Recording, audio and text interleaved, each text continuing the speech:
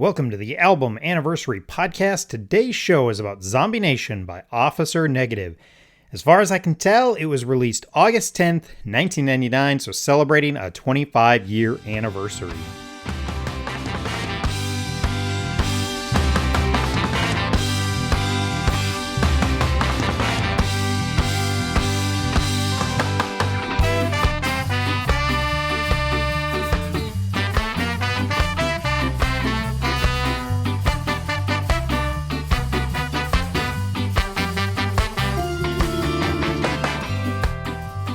Hi, I'm your host Caleb, or Caleb the Spy on Twitter and Instagram, and every day on those social media sites I post about what I call album anniversaries. And look, it's just the anniversary of the album's release date.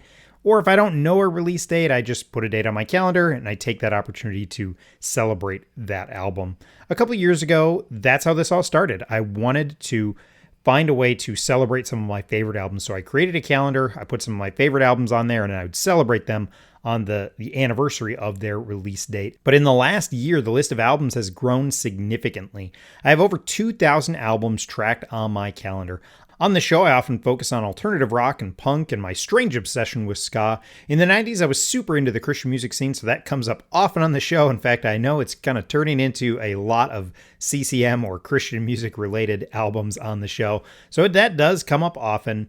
And I've always had a fascination with historically important albums or musical events. I said it a couple of shows ago, there's a lot going on in my house. I'll try and keep the noise to a minimum, but if there's some bumps and bruises in the background, sorry, I tried to get rid of most of them, but it's just going to happen. On today's show, I'm joined by Michael from Resurrected Vinyl to answer 5 simple questions about Zombie Nation by Officer Negative. Michael, welcome to the show. Thanks so much for joining me. Well, thank you very much. It's good to be here. Yeah, I'm so excited you're here. I know because of a couple things that I know you have a connection with this band. So you were one of the first people I thought of when I saw this one coming. I was really excited to try and do an episode about Officer Negative. And so 25-year anniversary for this album. And it felt like, all right, this is a good time to do it. So really excited you could be here. So we're going to jump into the first question here. Tell us how you kind of were introduced to this band and this album. Well, Officer Negative, I mean, this album really, my introduction to it goes back 25 years. So, like one of the first weeks I was in high school as a freshman, 14, probably turning 15 very shortly. I didn't really have a lot of friends in high school, but I really liked kind of punk music as everybody did in like 1994, 1995 when they grew up with like The Offspring and, Green Day and stuff. Yeah. It's just the time. They were a year older, and he was this guy that was selling like used CDs out of like a pillowcase, and one of them was Officer Negative's "Dead to the World." Yeah. I grew up in church, so I was familiar with the underground church, kind of punk rock scene. At that time we had some really cool kids in our church or whatever, so I was familiar with that. I knew Mom would love it because it was Christian. Yeah. It was blatantly Christian. So it was really fun to, play like really hard music around your mom in like 1997. And like going to church and coming back from church and watching and listening to it and stuff. And even like at that time, TBN, Trinity Broadcasting Network, would have G-Rock, which would show videos and like skate videos and stuff. So, this was just a cool thing for us teenagers at the time. So I bought that and probably had listened to that for like, I don't know, 4 or 5 months, just nonstop. Right. And then got into punk that way, and then heard about this new album, Zombie Nation. And I could not wait. I just could not wait. I was just so infatuated with this band. I was their biggest fan. I created a website on GeoCities or Angel Fire, one of the two. And it was the first one. And I showed Chad. I got in contact with the band. I was like, I was a kid, At that time, it was really easy to get a hold of people. It was AIM and, AOL Instant Messenger. And so I remember the day that I knew that it would come out, and my local Christian bookstore had it because I called them. And then I remember very, very distinctly begging my dad to take me in the middle of the night to go to the Christian bookstore to pick up this album. And, I went into one of the aisles, and it was it was like 5 CDs breadths, Huh. of this as like, just brand new cool stuff. I couldn't believe it. The chills that came over you as a 15-year-old kid, where you picked up this little CD and you thought it was the best thing in the world. My delve into this album, Zombie Nation, was definitely in anticipation for what would be the next album after we all were just salivating over the first. So you had been with them from basically from the beginning, it sounds like. Yes, yeah. So I wasn't old enough to go to the concert they did in town Hmm. because I was think I was 12 or 13 or maybe. My brother did. Hmm. So everybody talked about it, but I was in the back seat and I saw all the punk rockers around and I thought it was really cool, but I finally became one of them like just maybe like 12, 13 months later. Which is interesting. My brother really didn't get into that more. He got more into like the Skillet and the soft stuff. Hmm. But I got more into like the really hard stuff. So yeah, so as soon as they started to come around, because in Southern California, they weren't very far away from us, Bakersfield to Ventura. So they were kind of in the circuit, if you will, Hmm. on like the local scene. It was a pretty vibrant scene too, right? I mean, I think that's the thing is that I miss these guys in a lot of ways because I just, the scene in Minneapolis wasn't the same and it wasn't horrible. I mean, we had a really good Christian club, but like there was something special about what was going on because this is Southern California, right? Right. And I just think even all the bands that came out of that scene, but like I just feel like there was something special going on there at the time. There was, I believe it was a revival Hmm. in the same way that the Jesus music was a revival in the 70s, Hmm. where CCM kind of started. Yeah. And then there was a first wave of, punk, of the 80s when it comes to Christian punk, like a little bit of LSU, maybe a little bit of Circle One, Yeah. maybe a little bit of One Bad Pig. Hmm. You got your street stuff. I mean, and you had your stuff in the 90s that was okay, but it's kind of dead then. But when it got to about 97, 96, 97, there was a real explosion of Christian punk Yeah. in a way that I think that at that time I even saw an explosion in every punk scene, Hmm. but there was really even like a movement of God that happened with the Christian punk scenes where Yeah. you have an enormous amount of secular punks that would come, I hate God, screw this stuff, Yeah. absolutely the people that were not, their clientele, if you will. But what you had is you had good music, and so they Yeah. came there and they enjoyed it. They enjoyed it a lot. And at this time, when you're talking about 98, 99, 2000, 2001, these bands were so dedicated in these, pop-up, church concerts where you'd have to go to the old school web and, see what's the latest one and you'd go there. But there'd always be an excellent show Yeah. every weekend almost, or at Yeah. least once a month you had like a big name. And I say big name, I mean like, Officer Negative or Head Noise. But every time that they stopped for either a song or changed bands, there was prayer. There was here's the word of God. Hmm. Here's where we stand. So it was a venue. It was a movement to kind of capture the hearts and minds of people that would never ordinarily be in that situation where they could receive that message. Yeah. So you're absolutely right. And during that time, it was spectacular, and it kind Hmm. of suddenly died in 2002, but I think that a lot of punk did, I think as a whole, but and hardcore took over.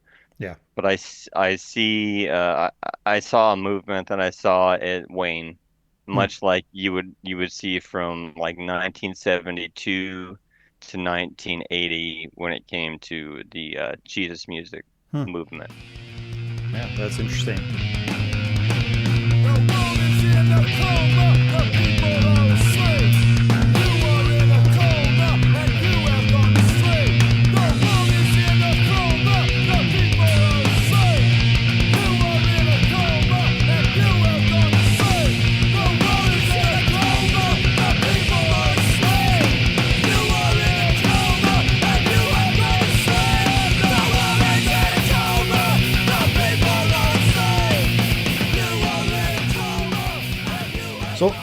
I want to run through kind of just some like I call them fun facts, but I don't know how fun they are. But I want to go through just a couple facts about this, and then we'll kind of dive into a couple more questions about kind of what we like about this album. So my guess is this is what I know, but finding stuff about this after the fact is a little harder.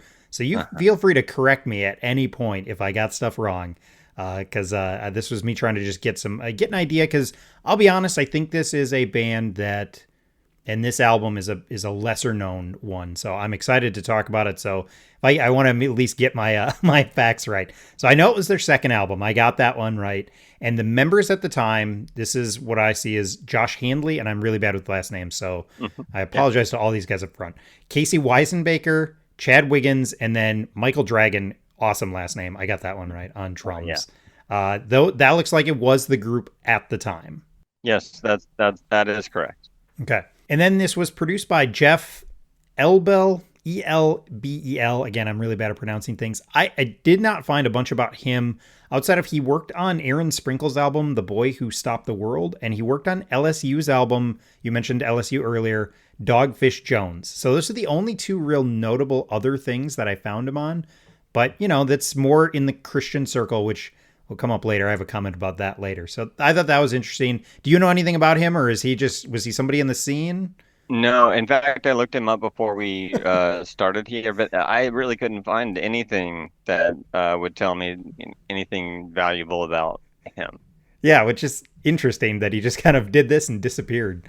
But what's not included in here is the artwork. You'll notice that the artwork was excellent, and Edie Goodwin of Head Noise, the lead singer of Head Noise, looks to be included with Chad Wiggins on creating the artwork for everything. And if you don't know, and you can look this up, guys, if you look at the CD even has like a full print on it, just like the cover does. There isn't a lot of CDs that did that back then, where it was full artwork and it was the actual artwork cover that was on the CD. It's really neat. Yeah. You'll notice that the artwork is very, very much like Head Noise. And it makes sense that both Chad and Edie were involved in creating that artwork, which I think is fantastic, which is much better than although I like Dead of the World album cover, this is on a world completely different and much better. Yeah. It's crazy recognizable. It feels so like it fits so well too. I love that it fits so well with the album. Like you're like, oh yeah, this is it's perfect. Yes, certainly. Yeah.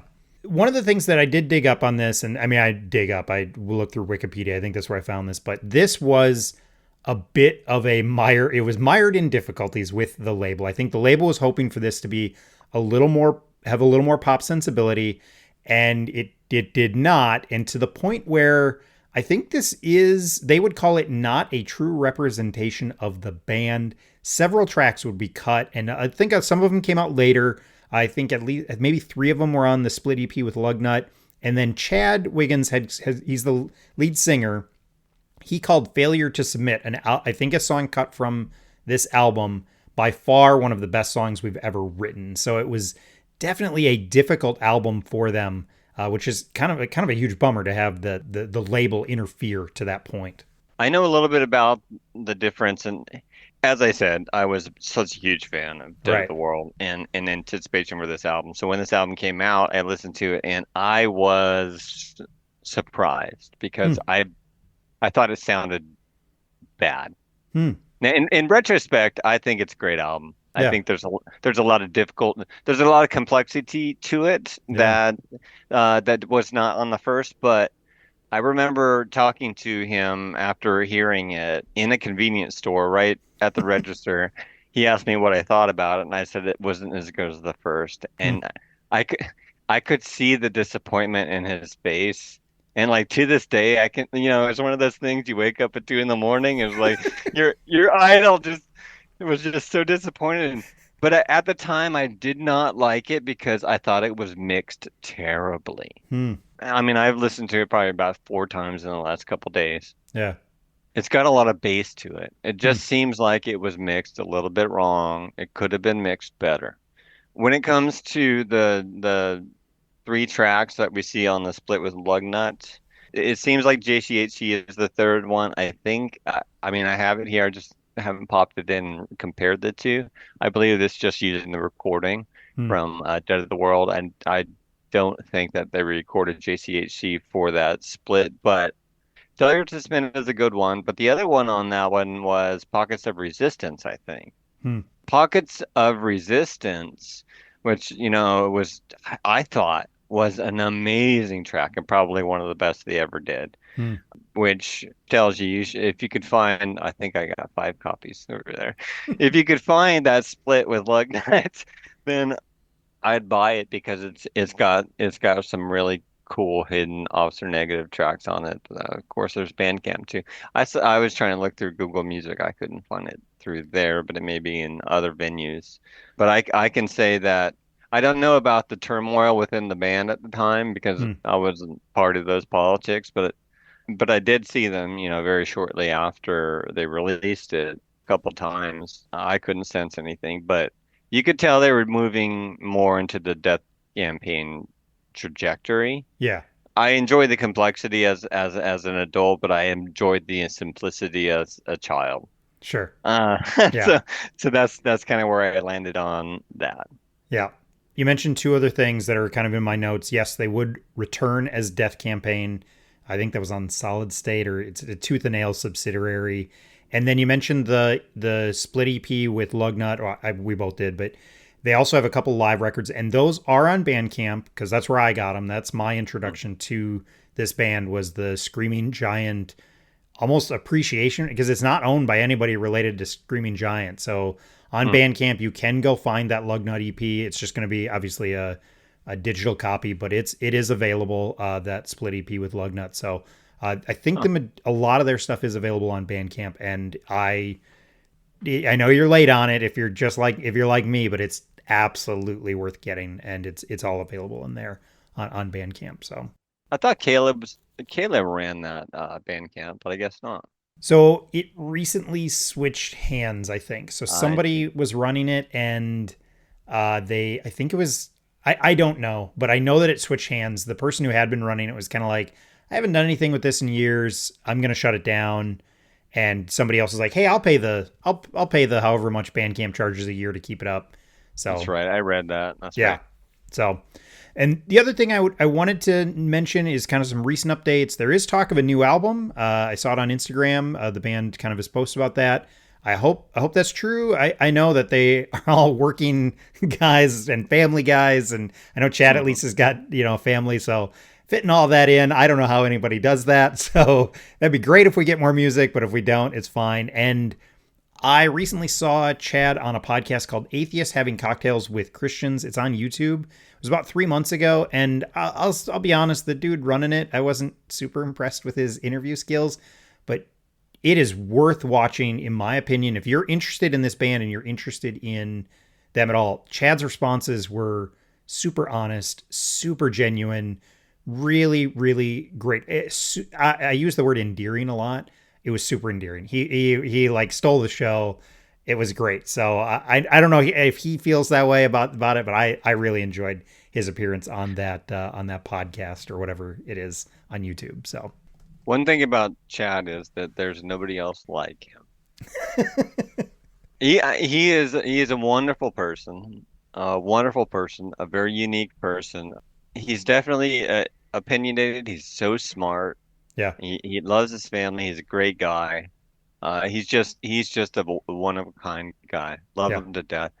In fact, I was out of work for a little bit there, and I reached out to him because he's also in the IT business. He's a vice president of a IT company or whatever. yeah, So I yep, was like, hey man, can you give me some remote work for, I don't know, 4 hours a day or something?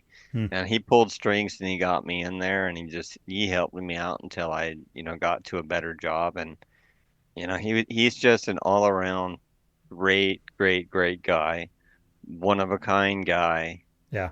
So if you ever get a chance to meet him, shake his hand, and he's a special guy. About the new music, I'm not familiar with what's going on with that. I'm very close to Josh Hmm. Hanley, and he's not a part of this. Yeah.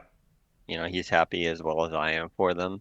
Ever, ever since the Death Campaign, I've been wary about new Officer Negative music Sure. because I'm just not a fan. Hmm. And so, I hope that whatever direction that they take is going to be reverting back to more of the album that we're talking about today, or even before that. Yeah. I'm with you. I listened to the Death Campaign and I was like, all right, I'm glad I listened to that, because it's good to take in music. And I was like, but I definitely, I'm with you. I prefer these first two albums. Every listen they grow on me. That one I was kind of like, all right, I listened. That's good. With this, I listened to this and I'm like, I'd like to listen to some more. So it's a totally different experience. Yeah, So yeah. no, I understand.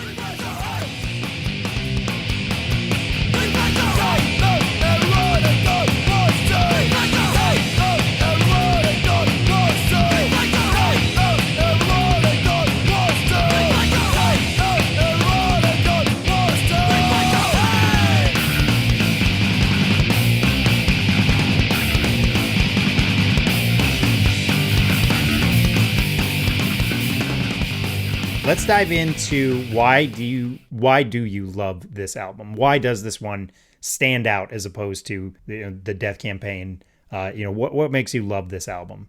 Well, I loved this album specifically because it was very blatantly and expressly Christian. Yeah. I mean, you had a song like "God's Not Dead."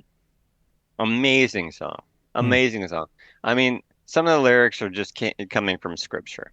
yeah. So I think we were in the last throes at this point of where you could legitimately call Christian punk Christian.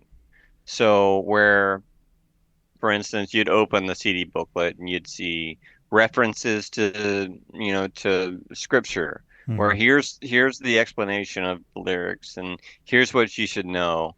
And also it was like at that time you wanted to yell and scream and shout and dance and throw your fist up, and at the same time you could be praising Jesus. And Hmm. at 15 years old, I was sold out to Jesus, so I was like, this is like the best thing ever. So at the time, I really appreciated that they were not embarrassed by their faith. Yeah.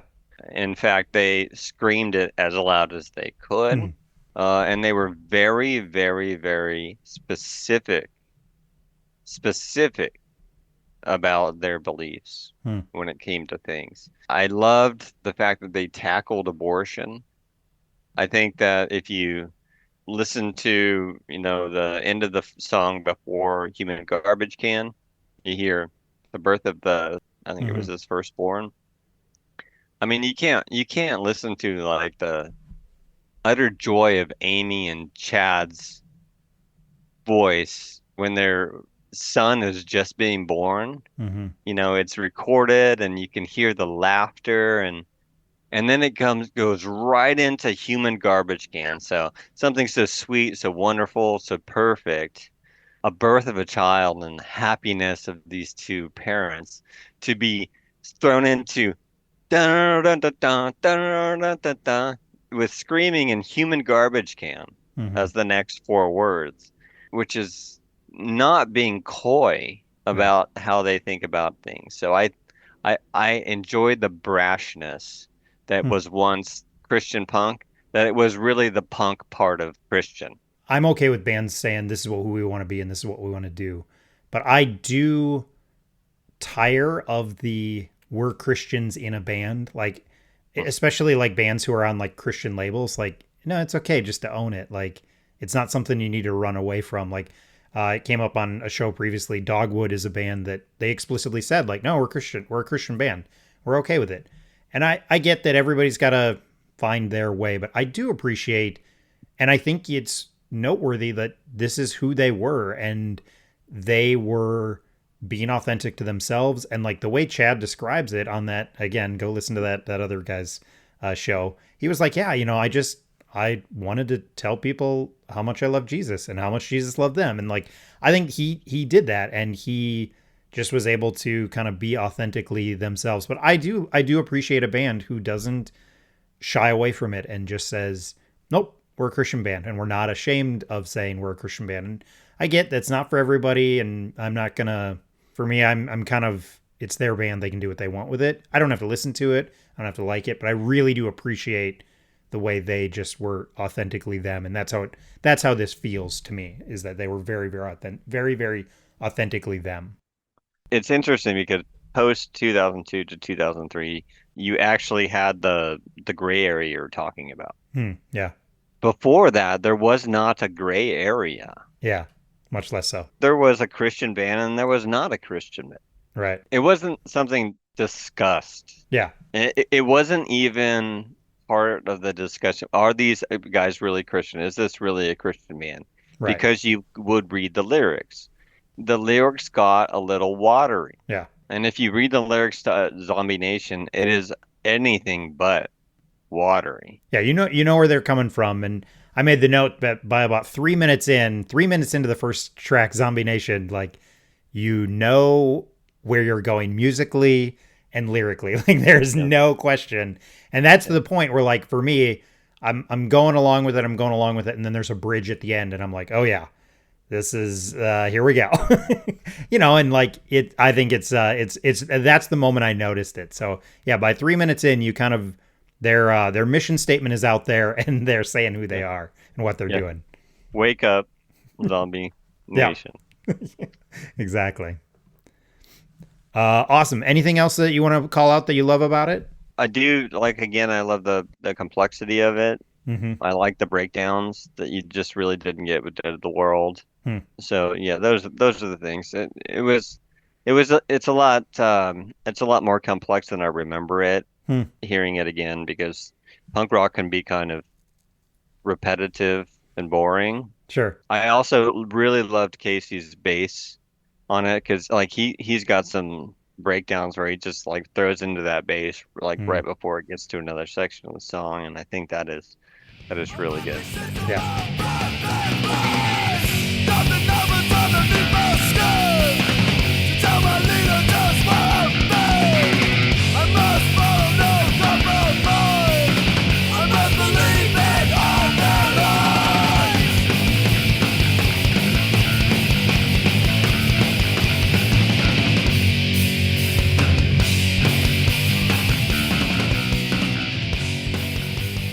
So I know it kind of touched on this a little bit. Why is this album so important to you, or why do you think it still holds up? I think it's both potentially for you, but why is this so important to you, and why does it hold up?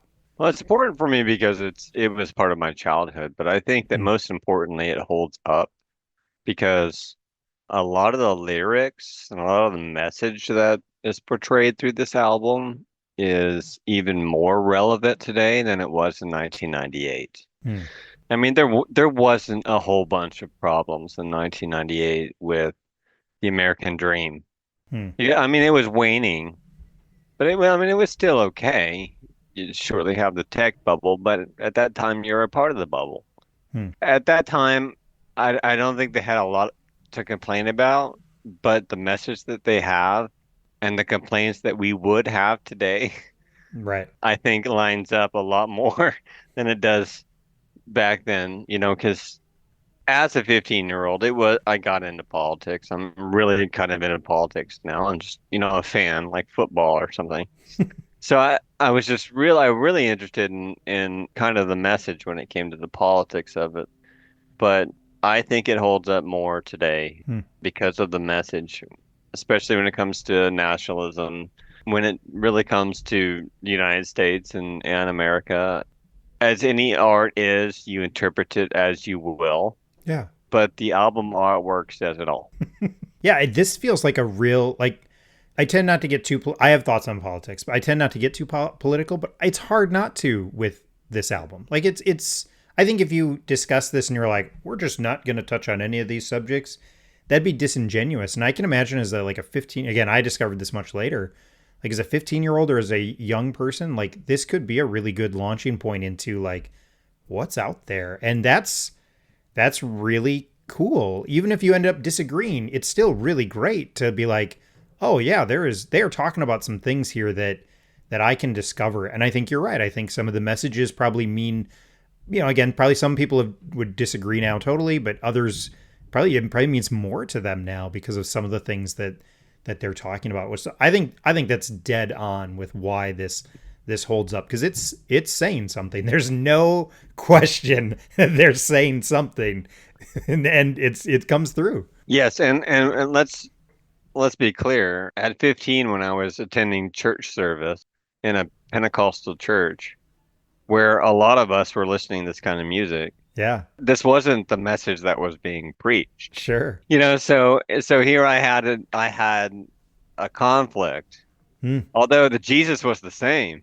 Yeah. So I see this conflict now today, Hmm. especially with the flag hugging, which I experienced Yeah. from the pulpit, flag hugging, Yeah. and where I went to the Christian bookstore and I picked up Zombie Nation, Yeah. and I saw something completely different, and I saw a message that was completely different. Yeah. So that should not be overlooked, because there was a wide gap there between it was still Christian, Hmm. but there was a wide gap between the politics of those two. Yeah. I would wonder, again, on that interview I listened to, Chad talked about nationwide touring. I do wonder how them going through the Bible Belt played at times, like, and maybe it didn't come through, or maybe kids were just going to like, oh, this is the next show that's coming through, and they weren't diving into the lyrics. But I bet you kids who were diving into the lyrics in the Bible Belt, it probably was. Can you imagine? I would think it's even more of a culture shock than Southern California church setting. And maybe not. Maybe I'm being too stereotypical, but I would think there's like a something even deeper going on potentially. Well, I had an interesting discussion about this with Josh, Hmm.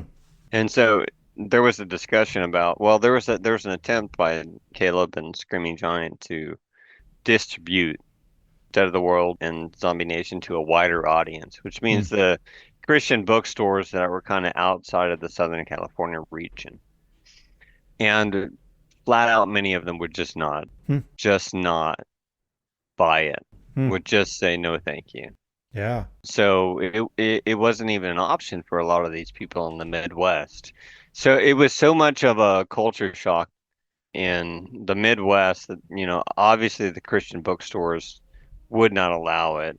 Yeah. And so, these young people kind of had to rely on the internet, because certainly these bands were coming around. Yeah.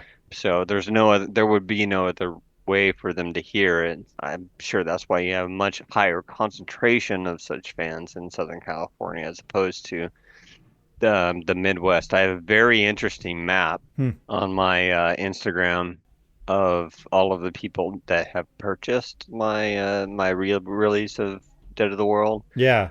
So yeah, there's a huge concentration in Chicago, in Los Angeles, but really not anywhere else. But yes, there was a limitation there, and even back in the 70s and late 80s and stuff like that, when Resurrection Band Hmm. started to have these weird covers, Hmm. like Christian bookstores would carry them, but those Christian bookstores would like put it in the back, Hmm. like or like underneath the counter, so like you had to, like, it was a porn or something. It's like a restricted section. Yeah, yeah. So you had to like actually ask for this stuff.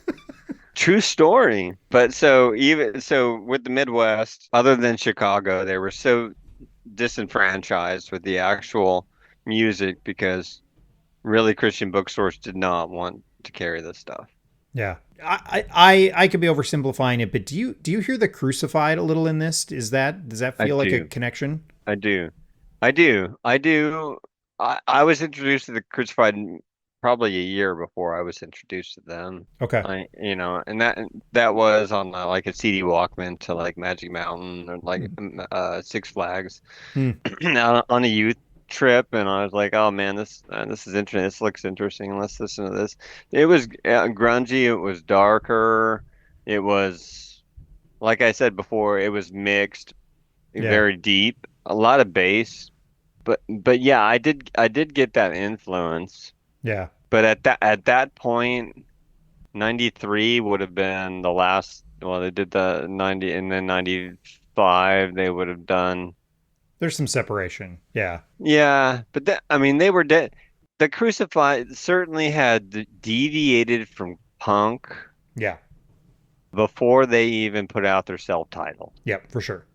But they were punk before, certainly, and they were a huge influence Yeah, on Officer Negative, probably all of them during the recording of Dead to the World, the album before that. sure. It probably had been like established as something that, was just the gold standard, Hmm. I guess, if you will, the Crucified. Because they are from Fresno, which is not far away from where they were. So it was still a California band. Yeah. There wasn't a whole bunch of punk fans that were really into metal. So as soon as they came out with self-titled '93, then it definitely kind of waned. Sure. I think after that, Tooth and Nail did that re-release, which really was really popular with the punk movement. But it Yeah. wasn't the Crucified that was really the Crucified at the time that was released, Yeah. if you know what I'm saying. So yeah, I mean, yeah, so I do see a lot of, and then moving into Death Campaign, more of the metal Yeah. part of them doing things. That was an influence.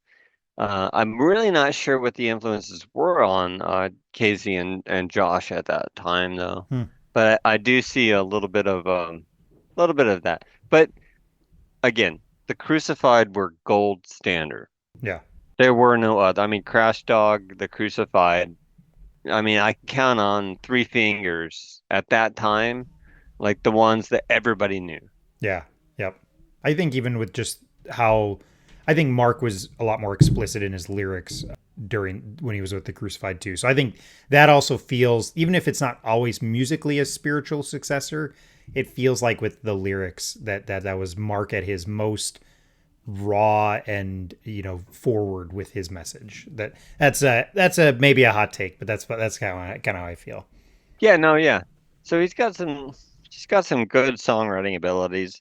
They were always very strongly Christian. Yeah. So I personally probably wore out the CD for that Take Up Your Cross Nailed Hmm.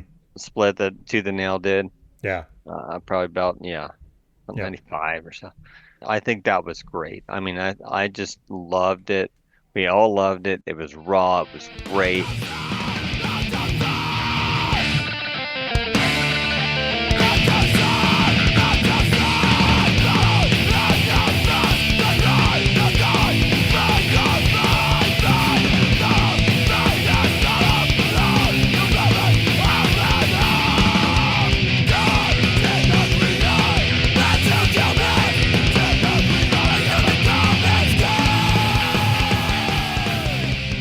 So I know we've touched on a couple songs already, but just call out some of the favorite tracks. Even like if there's something like, hey, you got to go check this album out for this song. This will draw you in. What are some of your favorite tracks off of it? And I know it's hard not to just say all of them.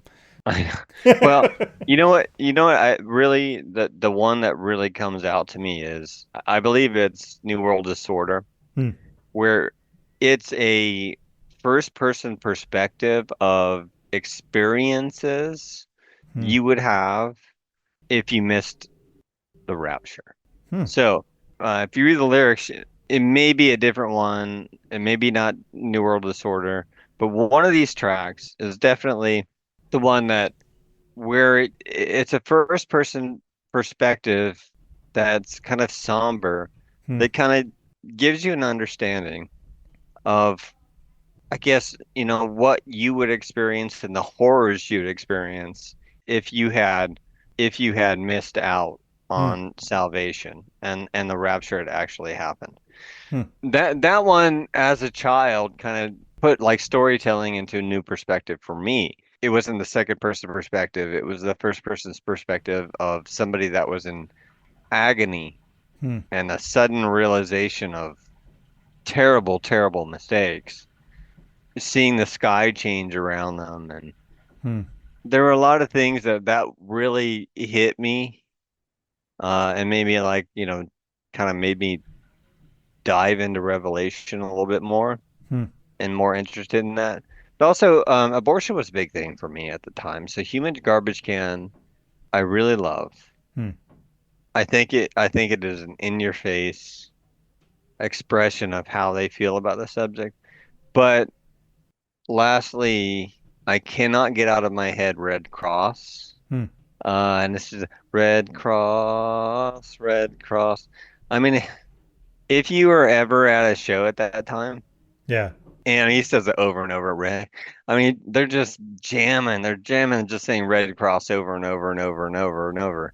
Everybody's fists in the air, and everybody's having a good time. Hmm.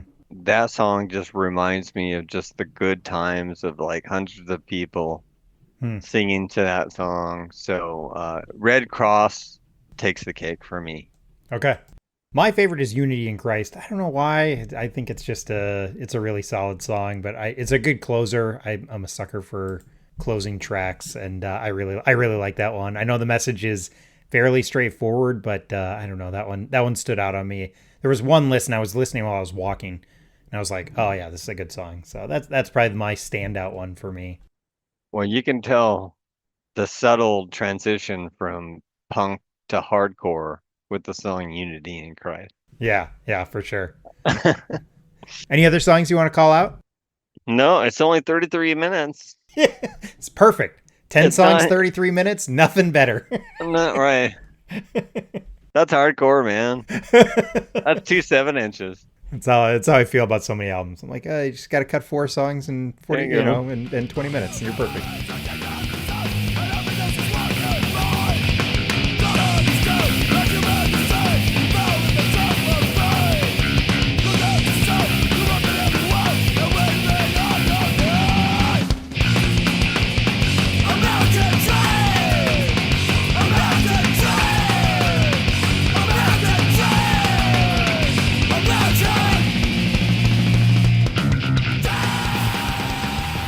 All right, so looking back, okay, we're doing a 25-year anniversary of this. We're looking back on it. If somebody missed this, why would you say, hey, you got to go back and you got to check this album out? Oh, because it's pertinent. I mean, and not only check it out, but read the lyrics. Yeah, Yeah, read the lyrics as along with it. Find a YouTube video or whatever that has lyrics with it. But I think that it's important and imperative just to not only take it from where they were coming from in 1998, but also see where like all what has happened since then and where we are at this hmm, point. yeah, And I mean, it's pure unadulterated raw punk rock. yeah. I think it also, we talked about it earlier, but I think there's something, and again, I didn't get out to California during this time, but like there's something magical about this. Like, if you want to know why people still yearn for the 90s, very early 2000s Christian music scene, this is it. And like Mhm, this sort of stuff is it, because you're not going to get this today, and it's mhm. just not going to happen. And so there's something where I think people can look at it and just be like, oh yeah, I appreciate what this was. So for me, that's a big part of it too, is just it does represent that moment in time, and it's pretty amazing in my opinion. It was, I'll tell you 100%, I've never experienced anything like it since. Yeah. Yeah. And I can tell you it was a movement. Yeah. Every being I could say is it was not a fad, it was a movement. Yeah.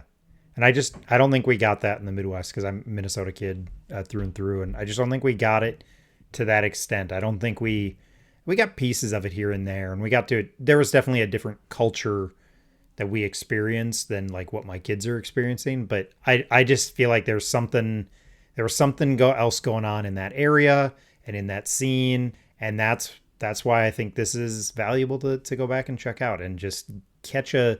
You're not going to catch the whole thing. There's no way. But catching that glimpse, I think, can kind of be a little Yeah. eye opening in a lot of ways. It can because I mean at the time in the scene, there were people with punk rock patches of Keith Green. Mm, yeah, So the punk rock movement, the Christian punk rock movement at the time, dirty punks with Keith Green punk rock patches, yeah, understood what the 70s movement was because they were the children of it. yeah, Their dads were it. yeah, So and then they understood what the you know what the, where they what they did, and they were part of a movement that emulated and copied it and had the same kind of influence. I mean, mm, it was more regional yeah, than worldwide, but it gives me hope that there's another wave coming sometime, Hmm. and perhaps we'll be able to actually see it, even if we're old men sitting in the back. I'm already an old man sitting in the back, but I'm already there. Yeah, no, I talk about it all the time. Like I do hope we get a little bit of. I feel bad for my kids that I don't have a way to show them. I've been pretty vocal about like I think the Christian music scene and just the Christian culture in general. It's not the same, and like the teenage Christian culture is just not the same that it was for me. And like I spent all my time with church kids, and I do feel bad. And like, yeah, there's some downsides to it. There's a good and bad, but like, I do feel bad that my kids just won't experience that in the same way, and they're never gonna get to go to a sweaty Christian basement, some basement of some church and slam, and mosh and go crazy to some hardcore band. Like, that's just not happening again. And I feel kind of bad for Right. them. Not that I think any of my kids would be super into it, but I do feel bad. There are places, probably very rarely, Yeah. around the country where there are Christian concerts where you can do that. But I think probably the last one I did that with was in 17, Okay. 2017. So, I mean, but they're out there. They're Yeah. out there. But it's very slim. It's very few. It's certainly not the movement that it was. Because you were seeing shows. I mean, let's be honest. You were throwing down money every weekend to go Yeah, see a show, weren't you? yeah. A whole $10. Yeah, And yeah. for some shows, you brought like a can of food for the food shelf, and you got in for even It's cheaper. true. It's true. That's true. Yeah.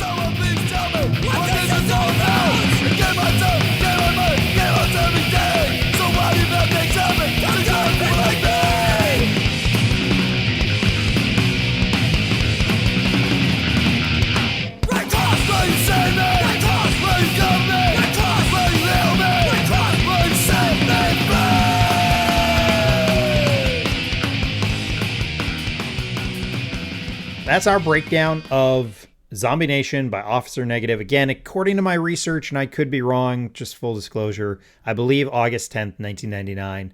So, again, celebrating a 25-year anniversary. Michael, where can people find you? And you mentioned the vinyl re-release. Where can people find that as well? I think you should push that on people too. Yeah, I got resurrectedvinyl.com, and on X, formerly Twitter, you can find me on RZR Vinyl. But resurrectedvinyl.com will take you to the Bandcamp, which you can buy my LP, which is a re-release of their first album, Yep. which was never released on LP, and I got a big old stack over there if anybody wants them, and they're really cheap. Yep. It's on my list of things to order. I'm just working through my budget and things to get to. I might do it before we go on vacation, or maybe during the middle of vacation. Awesome. Well, I cannot say thanks enough. I know a busy day, lots of stuff going on. I really appreciate your insight into this album. I think this is. I'm not going to be able to break down albums musically the way some other podcasts do because I'm not a musician. So I love getting to these meaningful things. So I can't say thanks enough for taking time to join me and kind of, I don't know, put even more meat and even more meaning onto this album because of your personal experience with it. So thanks so much for joining me. And yeah, I can't say thanks enough. Hey, thank you so much. It was really fun. Awesome.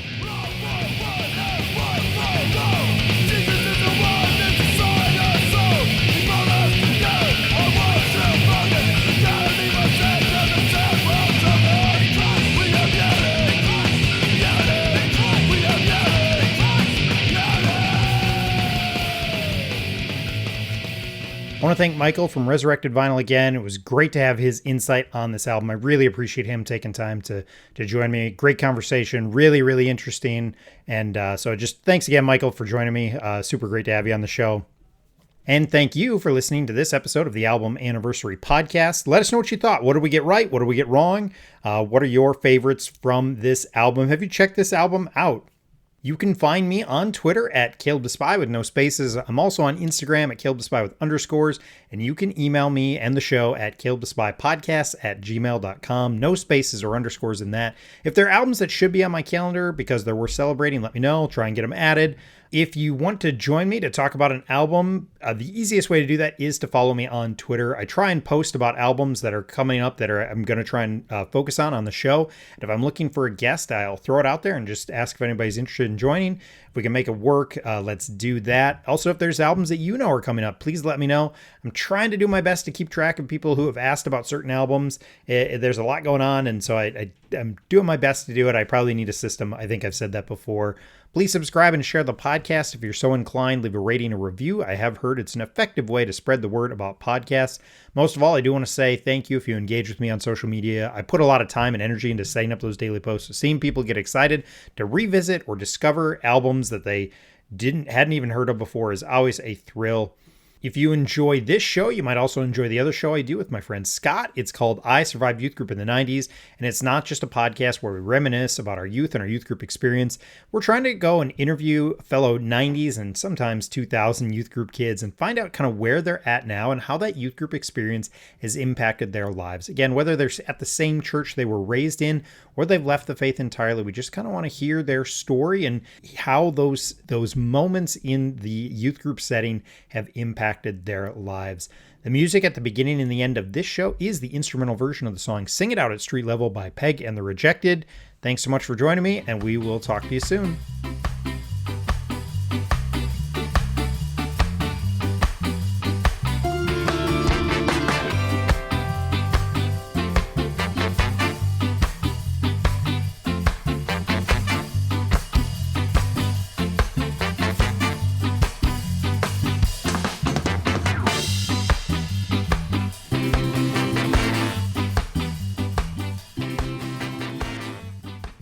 The gateway drug is always Joshua Tree. But I don't want to talk about Joshua Tree.